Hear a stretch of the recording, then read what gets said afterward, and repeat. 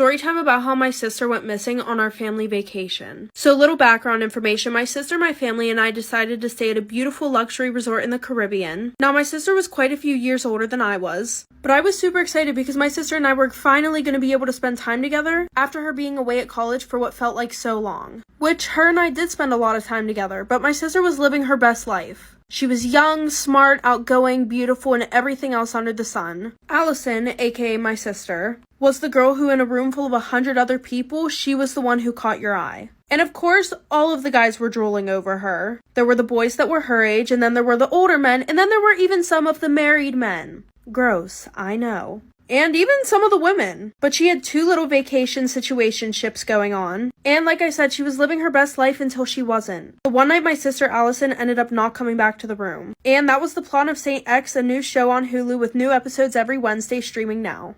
Cinco de Mayo matters. No, it's not just tacos and margaritas. Here's the history of Cinco de Mayo. No, I'm not Mexican. I'm from Nicaragua, which I'm gonna do a whole series on Nicaragua. I refuse to take off these pimple patches. They're the only ones I have, okay? So don't touch me. Cinco de Mayo celebrates Mexico's victory over the French Empire in the Battle of Puebla. This all went down in 1862, a long time ago. Everything started when Mexico had a huge debt with the Spanish, the French, and the English. Mexico could not afford it, so they had to declare a temporary moratorium, which means we're not gonna pay you guys for like 2 years. And then the French, the Spanish, and the English were like, no, we're coming over there. They sent all their troops over to Mexico. Damn, gosh, that's really pigmented. So the French had an ulterior motive because they wanted to establish a French empire in Mexico. France was under the rule of Napoleon III, which, by the way, he was the nephew of Napoleon Bonaparte. And coincidentally, Napoleon Bonaparte died May 5th, 1821. And then his nephew went on to try to establish a French empire in Mexico. I mean, what is happening? This is when Spain and the English withdrew, so the French were left by themselves. But of course they stayed because they had that ulterior motive. So the French march over to Puebla, and they're fully expecting to win. But what the French didn't know was that the Mexicans had way more troops than they thought. I'll tell you the number by the end of this video. You're gonna be shook. For 3 days, the Mexicans managed to keep the French back.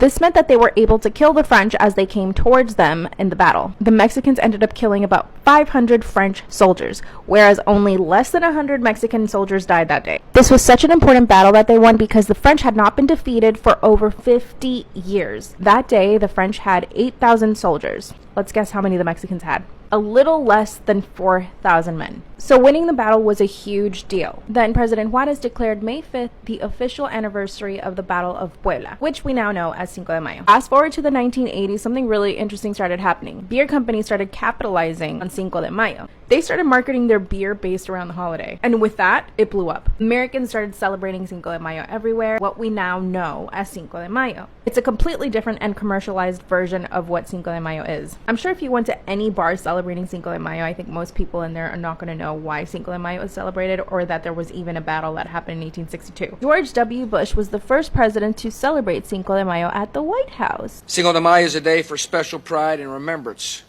for people on dos lados de la frontera. It's a reminder of the proud heritage of many Americans. Nowadays, it seems like people assume that Cinco de Mayo is the Mexican Independence Day, which is completely wrong. That's in September. The U.S. made it into a consumerist holiday. People don't even know why they are celebrating it. And if you haven't followed me already, you should totally follow me, okay? Oh, I'm also a day late, but I was on a plane yesterday, so that's my excuse. Bye! Cinco de Mayo matters. No, it's not just tacos and margaritas. Here's the history of Cinco de Mayo. No, I'm not Mexican. I'm from Nicaragua, which I'm gonna do a whole series on Nicaragua. I refuse to take off these pimple patches. They're the only ones I have, okay? So don't touch me. Cinco de Mayo celebrates Mexico's victory over the French Empire in the Battle of Puebla. This all went down in 1862, a long time ago. Everything started when Mexico had a huge debt with the Spanish, the French, and the English. Mexico could not afford it, so they had to declare a temporary moratorium, which means we're not gonna pay you guys for like 2 years. And then the French, the Spanish, and the English were like, no, we're coming over there. They sent all their troops over to Mexico. Damn, gosh, that's really pigmented. So the French had an ulterior motive because they wanted to establish a French empire in Mexico. France was under the rule of Napoleon III, which, by the way, he was the nephew of Napoleon Bonaparte. And coincidentally, Napoleon Bonaparte died May 5th, 1821. And then his nephew went on to try to establish a French empire in Mexico. I mean, what is happening? This is when Spain and the English withdrew, so the French were left by themselves. But of course they stayed because they had that ulterior motive. So the French march over to Puebla, and they're fully expecting to win. But what the French didn't know was that the Mexicans had way more troops than they thought. I'll tell you the number by the end of this video. You're gonna be shook. For 3 days, the Mexicans managed to keep the French back. This meant that they were able to kill the French as they came towards them in the battle. The Mexicans ended up killing about 500 French soldiers, whereas only less than 100 Mexican soldiers died that day. This was such an important battle that they won because the French had not been defeated for over 50 years. That day, the French had 8,000 soldiers. Let's guess how many the Mexicans had. A little less than 4,000 men. So winning the battle was a huge deal. Then President Juarez declared May 5th the official anniversary of the Battle of Puebla, which we now know as Cinco de Mayo. Fast forward to the 1980s, something really interesting started happening. Beer companies started capitalizing on Cinco de Mayo. They started marketing their beer based around the holiday. And with that, it blew up. Americans started celebrating Cinco de Mayo everywhere, what we now know as Cinco de Mayo. It's a completely different and commercialized version of what Cinco de Mayo is. I'm sure if you went to any bar celebrating Cinco de Mayo, I think most people in there are not going to know why Cinco de Mayo is celebrated or that there was even a battle that happened in 1862. George W. Bush was the first president to celebrate Cinco de Mayo at the White House. Cinco de Mayo is a day for special pride and remembrance for people on dos lados de la frontera. It's a reminder of the proud heritage of many Americans. Nowadays, it seems like people assume that Cinco de Mayo is the Mexican Independence Day, which is completely wrong. That's in September. The U.S. made it into a consumerist holiday.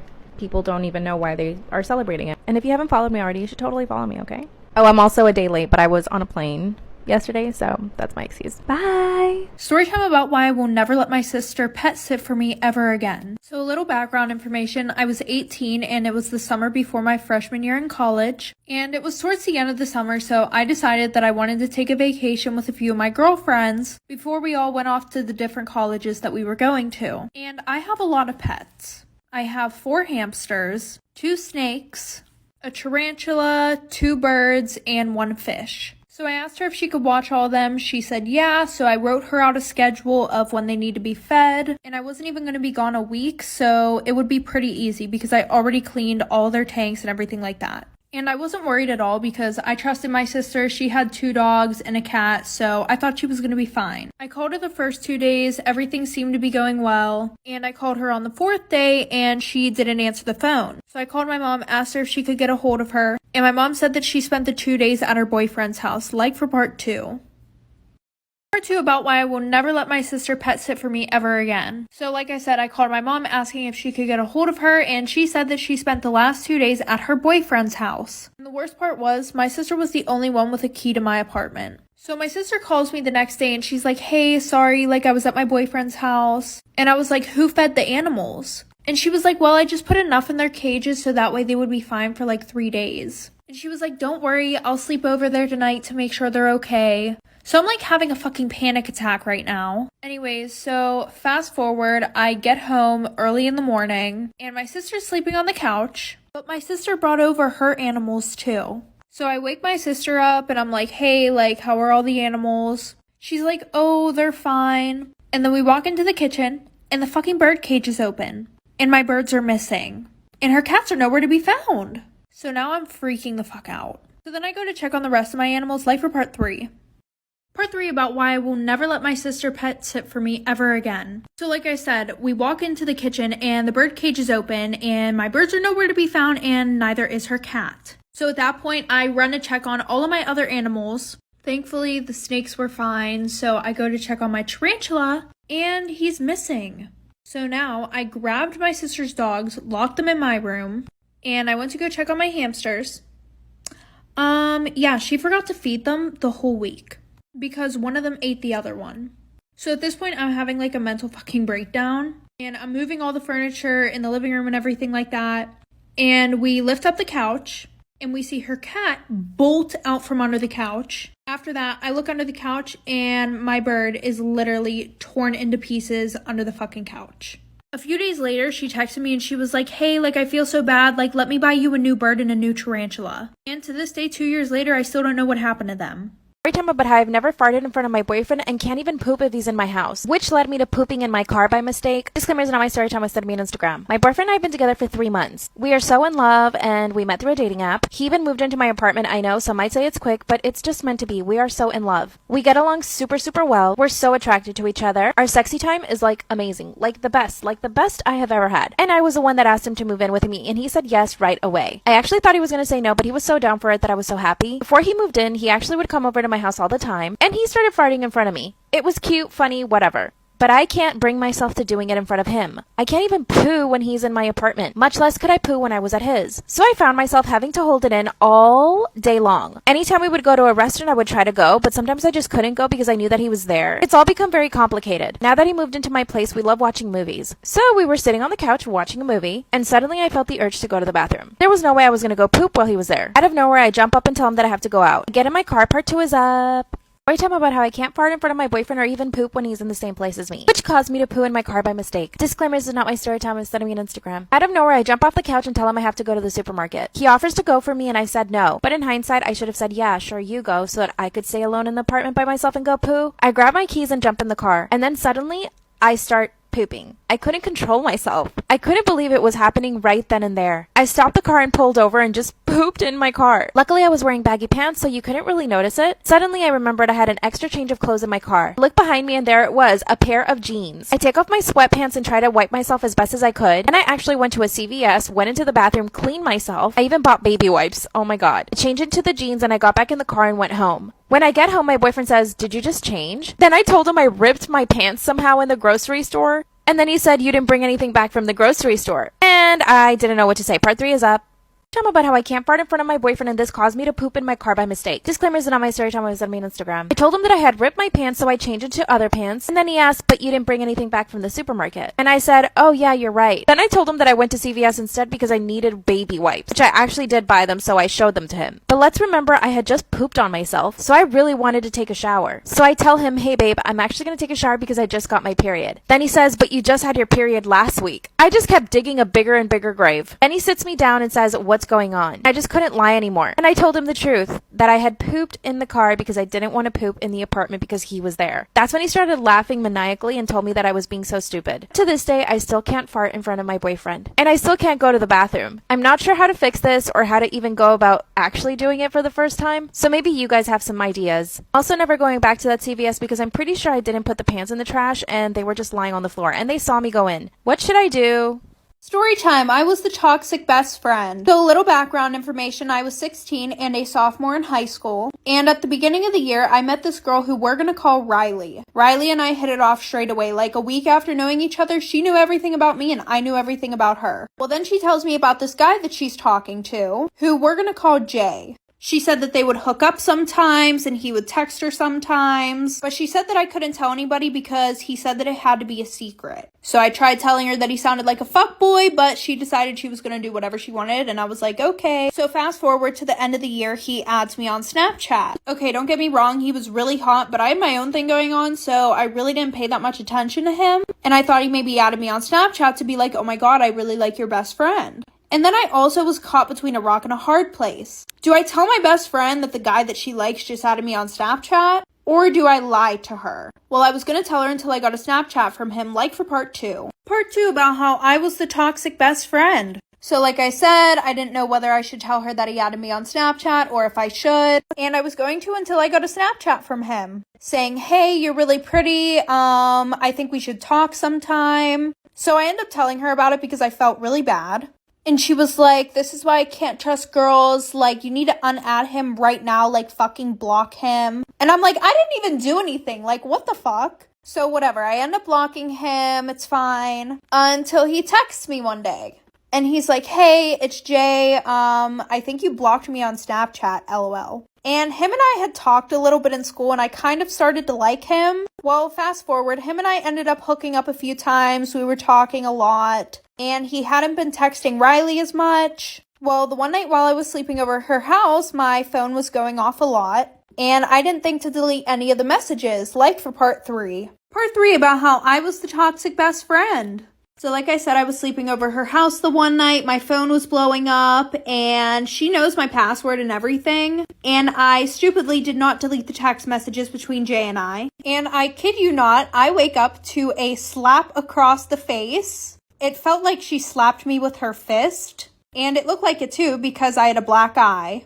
So I woke up and she's like, what the fuck? Like, I hate you so much. Like, why would you do this? And I look down and she has my phone right in her hand on the text messages with Jay. And I ended up feeling really bad because she started crying, saying that, like, I knew that she liked him a lot. And I also knew the reason why he wasn't texting her as much. Well, then she ran downstairs and she told her mom. And the next thing I know, I had her mom, and her 3 other sisters screaming at me. And then I got blocked by Jay because she wasn't supposed to know and she leaked his nudes.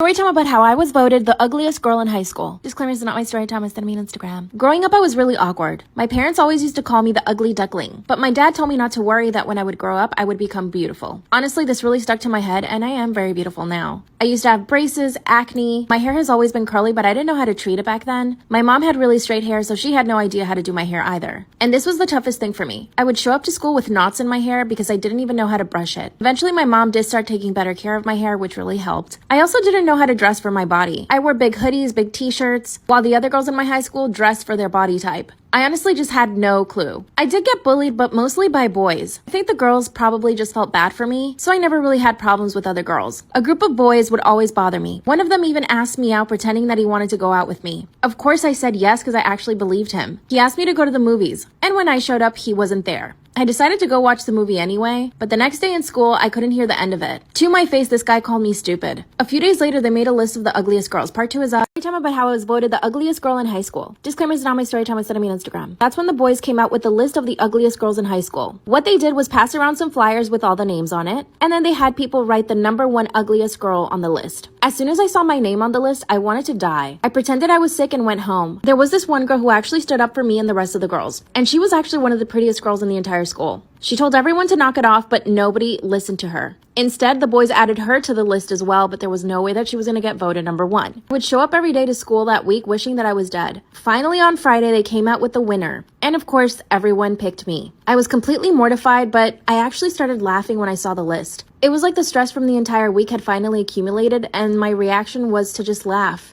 While they were all hoping that I was just going to break down and cry, I started to laugh in their faces. The teacher asked me what was wrong and I showed her the list. She ran over to the principal's office and everything became way too dramatic for me. So I literally decided to run away from school. When I got home, I told my parents everything. Part 3 is up.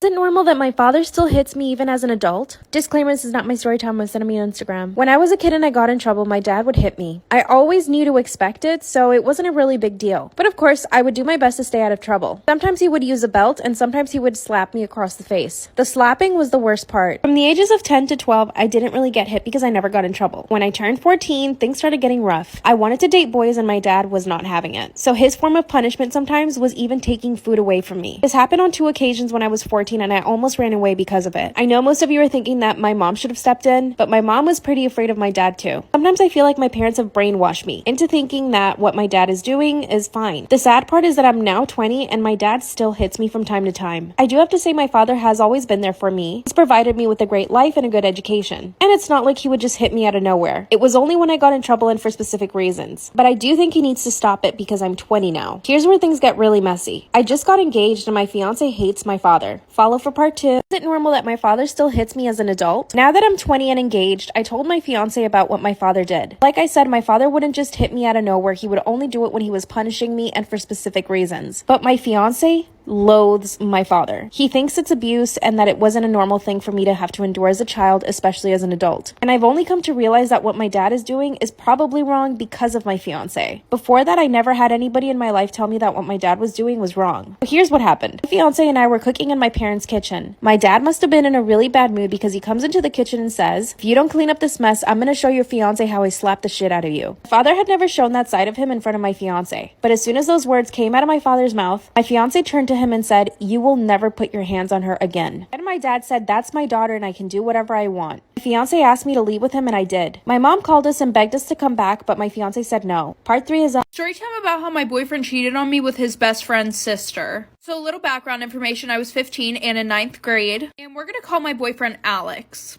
Alex and I had been together for 6 months, and at the beginning of our relationship, his best friend, who we're gonna call Caleb, him and I literally despised each other. But Alex would always want all 3 of us to hang out, so we decided that we had to get along. So we decided to keep it civil only when we were with Alex. Well, fast forward, all of a sudden, Caleb's grown-ass sister starts hanging out with Caleb and Alex 24/7. And it was weird because she was like a senior hanging out with a freshman. But I didn't think anything of it at first. Well, then out of nowhere, while I was at school, like a week later, Alex says that him and I need to have a talk. So we start walking away from Caleb, and as we're walking away, Caleb looks at me and gives me like this good luck look. Then he told me that he wanted us to take a break. Like for part 2.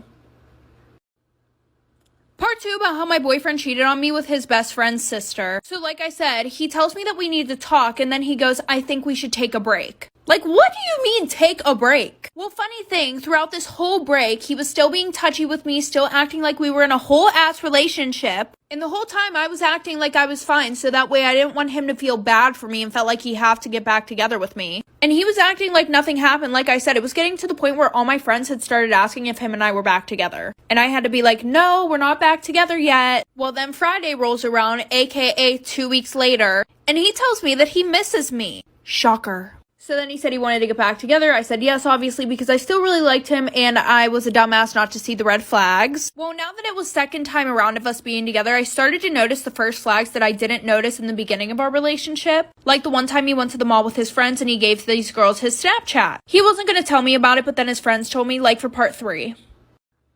Part 3 about how my boyfriend cheated on me with his best friend's sister. So like I said, I started noticing red flags. Well, when I had confronted him about the Snapchat thing, he told me that he felt bad if he didn't give it to them because he didn't want to be mean. Another red flag is that he would never, ever, ever, ever, ever let me touch his phone. Like if he even saw my eyes look at his phone for 0.2 seconds, he would grab it real quick.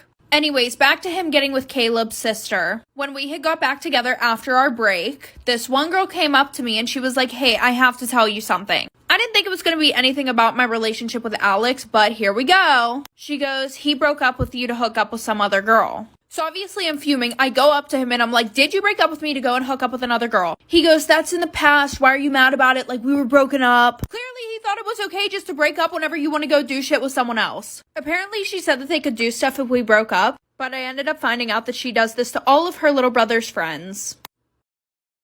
story time about how I got my manager fired because I didn't like him. Yeah, this might make me a terrible person, but a girl's gotta do what a girl's gotta do. Disclaimer, this is not my story time. Was sent to me on Instagram. I started working as a wedding planner in a company about 6 months ago. And yes, I've always been very ambitious, but I definitely took it too far this time. In the company, there were other wedding planners as well, and we were all managed by the same person. Let's call him Tom. Tom was an okay manager, but here's the thing. When I met him, I hated him right away. He was lazy and incompetent, and I knew that I could do his job 10 times better. Then I hated him even more when I found out how much money he earned. He was making over $200,000 a year. After a week of working there, I realized what he was doing. He would tell all of the wedding planners to do things throughout the day that added up to being his actual job. But none of us realized it because he was telling all of us individually without the others knowing. But I'm really observant and I realized it right away. I started watching him all the time. He would come into the office really late, would make himself coffee, and practically eat an entire box of cereal at his desk. Once he was finished with that, he would email us our task for the day, which was the stuff that he needed to do. Then he would play video games for 5 hours. Part 2 is two of how I got my manager fired because I didn't like him. Does this make me evil? Yes. Disclaimer, this is not my story time. I sent me on Instagram. When I realized he was palming off all his work on the other people, I decided to start documenting all of his laziness. So like I said in part 1, he would spend his morning eating an entire box of cereal. Then he would send emails out telling us what to do for the day, which was everything he had to do for the day. Then for about 5 hours, he would play video games on his laptop. And how did I know this? Every 15 minutes or so, he would go get a snack. So I would run into his office and take a picture of his laptop. He didn't even bother to fake it. You might wonder why no one else noticed. My desk was the closest one to his office. Also, our boss worked remotely and would only come into the office about once a week. And when she would come into the office, he would act completely different. So after documenting all of his activities for about a month, I decided to go to the boss and show her everything. I kept every single text message he ever sent me of him asking me to do something for him. I had all the emails he'd ever sent us. I had videos of him eating a full box of cereal at his desk for about 2 hours. And I had all the pictures I took of his laptop while he was playing video games. And all of it was time-stamped. I asked my boss if we could jump on a call and she said yes. By the way, my boss is amazing. She's a total boss lady and doesn't take crap from anyone, so I knew that she would fire him right away. When we got on the phone, I asked her to check her email and she looked at all the evidence. Then she told me, wow, I'm actually not surprised. I told her that if she gave me the job, I would be extremely productive and get us more clients. She thanked me and called the manager right away. And guess what? The following day, he was not there. My boss called me and thanked me for being honest with her. Part 3 is up. Storytime about how I got my manager fired because I didn't like him. Disclaimers is not my story time. I was sending me an Instagram. When I finally got my manager fired the next day, my boss called me and thanked me for giving her all the evidence. But I didn't stop there. I asked her if she could consider me for his job and she told me that she would think about it. So I took it a step further. Emailed her the list of new clients that I had brought in and it did the trick. She emailed me back saying that she would give me a chance. That meant that I was now going to get $200,000 a year and that I didn't have to deal with bridezillas anymore. Since I became manager, I've doubled our client list and increased revenue by 12%. I also convinced my boss to give everyone a bonus. I even redecorated the entire office, making it more functional, and everybody loves the new space. I also got myself a fancy 2-bedroom apartment, which has a pool and a sauna, a doorman, and I get massages every single week. And I got myself a very new nice car. I'm currently planning a girls trip for me and my friends to go to Greece. I would have never been able to do all of this had I not gotten that job. So if you're wondering if I feel guilty about getting my manager fired, no, I don't. There's nothing more disgusting than a lazy man. I did check his Instagram after sending this story time. He's gained about 40 pounds and plays video games for a living. Not sure how that works, but good for me. Bye. Story time about how my husband accidentally told me that he was cheating on me. So just some background information. My husband and I got engaged 2 years ago. And this whole situation happened a month after we got married. So fast forward, it's a Sunday morning. Well, usually every week on Sunday, I clean the whole house. So I woke up, went into the bathroom to take my ring off, and I could not get it off. Mind you, I had gained a little bit of weight since my husband and I got engaged. Anyways, I tried butter, I tried soap, I tried everything, even oil. So after trying to get it off for an hour straight, my finger was 3 times bigger than it usually is. So at this point, I'm really scared that I'm going to have to get it cut off. Because 1, I didn't want to ruin it. And 2, it was really expensive. So I call my husband and he's like, oh, call your dad. Firefighters always know what to do. So I called my dad and thank God he lived 5 minutes away because he drove over really quickly. Like for part 2. Part 2 of how my husband accidentally told me that he was cheating on me. So like I said, my dad lived 5 minutes away, so he just rushed over to my house. And we tried a few more things to get it off. We tried Windex, we tried the dental floss, none of it was working. So my dad told me that we were going to have to cut it off with pliers. So he comes over with the pliers, cuts the ring off. Well, a few days later, I had taken it to the same place that we got it to get the band fixed. Or replaced. While I was there, I decided to get it appraised, just for insurance reasons. So a few days later, I go and pick up my ring, and when I get home, I look at the appraisal. It was not the same one that I had picked out in the store. It looked exactly like it, but there was like a $20,000 price difference. So right now, I'm like, what the fuck? I'm not mad about the money part. I'm more mad that my husband lied to me. I was more upset about the fact that he had lied to me. So I had made dinner reservations for the next night, so that way I could hopefully bring up the conversation about it, like for part 3.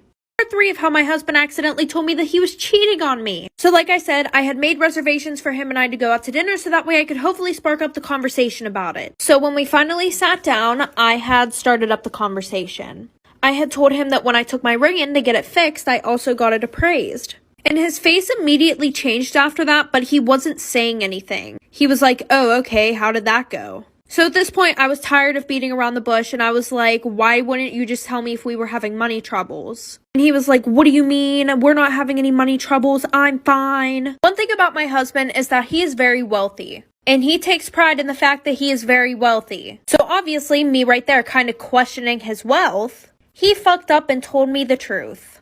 He was like, well, I'm going to be honest with you. I accidentally gave the ring that I was supposed to give you to a girl I was seeing at the time. And I just never got around to replacing yours. So fast forward to present day, I am currently moving all of my stuff out of our house and filing for divorce. Story time about how my neighbor is stealing my packages, stalking me, but denies everything. Disclaimer, this is not my story time. It was sent to me on Instagram. I moved into a really nice apartment 3 weeks ago. It's a 1-bedroom apartment and the building has a bunch of amenities. There's even a doorman in the lobby. I felt super safe when I moved in, but 2 days after I moved in, weird things started happening. I'm lucky enough to make content for a living, which means I get sent a lot of packages to my apartment. On the second day that I moved in, my friends were over and helping me unpack everything. Suddenly, we noticed that my front door was open and 2 of my packages were missing. I locked the door and could have sworn that I had left the packages right there. I looked for them everywhere and couldn't find them. Later that night, after my friends went home, someone rang on my doorbell, but when I opened the door, no one was there. It happened a second and third time. Finally, I went online and ordered the Ring doorbell. I finally installed it, and you wouldn't imagine the things I caught on camera. At 2 in the morning the following day, I see a strange man ring my doorbell and run away. This guy was in his early 30s, wearing a black hoodie, black pants, and he had a tattoo on his pinky finger. Couldn't really see his face though. When I saw the footage the next morning, I was really scared. I took it downstairs and I showed the guy at the lobby. He told me that it was probably someone who got into the apartment and not to worry about it. I mean, they always tell you not to worry about these things, but this is the kind of stuff that you do need to worry about. A few days later, I was expecting a package. I decided to go run some errands while I waited for the package to arrive. Finally got the text message saying that it was delivered to my front door. But when I show up to my front door, the package is not there. I go straight to my Ring camera and I see that the same guy had taken the package. I was furious. I went downstairs and showed the video to the guy in the lobby, and he told me to contact management. Called them, but they didn't answer, so I left an email. Sent them the 2 videos I had, but they took a week to reply back. Meanwhile, this guy continues to come to my apartment, ring the doorbell and leave, and steals most of my deliveries. Luckily, during Christmas, I flew home to be with my parents. I knew I wouldn't be receiving any deliveries, but I still kept watch of my Ring doorbell. At 1 a.m., I got a notification from my Ring doorbell that someone was there. It was the same guy, in the same exact outfit. He pressed his ear up against my door, trying to hear what I was doing. Woke up my parents, showed them the footage, and they were horrified. My dad called the building management, and he finally got through to them. He asked to get footage from the cameras in my hallways, but they told him that the cameras didn't work. When my dad insisted that they find the guy who was doing this. Management said that they didn't recognize the man in the video. Part 2 is up.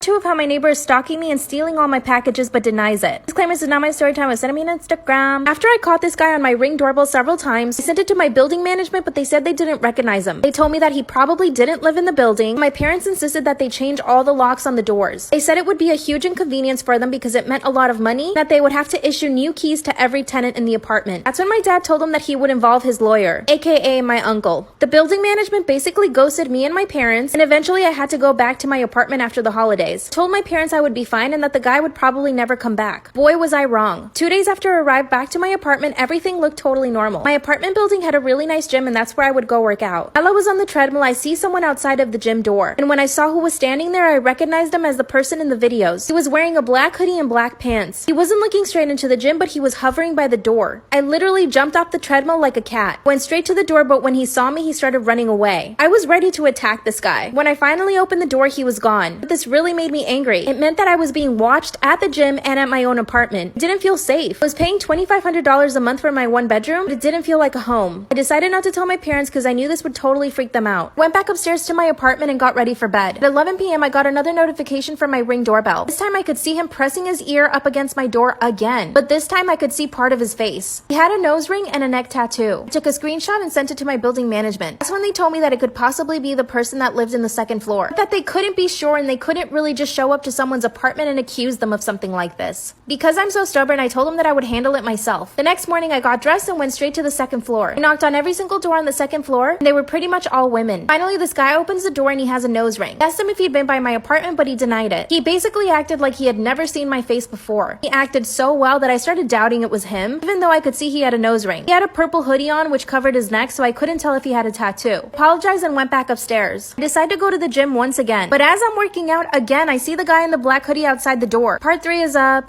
3 of how my neighbor is stalking me, stealing my deliveries, but denies everything. Disclaimer, this is not my story time. It's sent me on Instagram. While I was working out at the gym, again I see the same guy in the black hoodie. But this time I wasn't gonna let him get away. Ran to the door, and when I opened it, he was halfway gone. That's when I decided to chase him. Instead of running out of the building, he ran up the stairs. I knew exactly where he was going. Here's the problem. He was much faster than me. When I got up to the 2nd floor, he had basically disappeared. I knew that this guy lived on the 2nd floor. I went straight to his door and knocked. Of course, he didn't open. Stood there for a few seconds contemplating what I should do. Suddenly, a few doors down, a door opens. Out comes this really beautiful girl. She starts asking me if I was okay. That's when I broke down. I started to cry and I told her everything. She invited me into her apartment and she gave me a glass of water. Then she confirmed my worst fears. She told me she'd been having problems with one of her neighbors, that most of the girls on her floor were complaining about the same thing. Apparently, I wasn't the first person complaining to management about this one person. She showed me all the emails that she had sent management about this guy. Apparently, he would knock on her door and run away. She told me that some of her packages were also missing and that he would try to find her in the elevators. Then we both walked over to another girl's apartment. And this girl proceeded to tell me the exact same things. That he had been stealing her packages, showing up at her door, and watching her. I felt so much better knowing that I wasn't the only one this was happening to, but we knew that we needed to do something. We all showed up at the management's office with all our complaints. But management says that there's no actual proof that this is the guy. They flat out denied to do anything about it. So now all the women in the building are watching out for each other. I want to confront this guy, but I'm not sure what to say. Pretty sure he's reselling all the packages that he steals too. What should we do?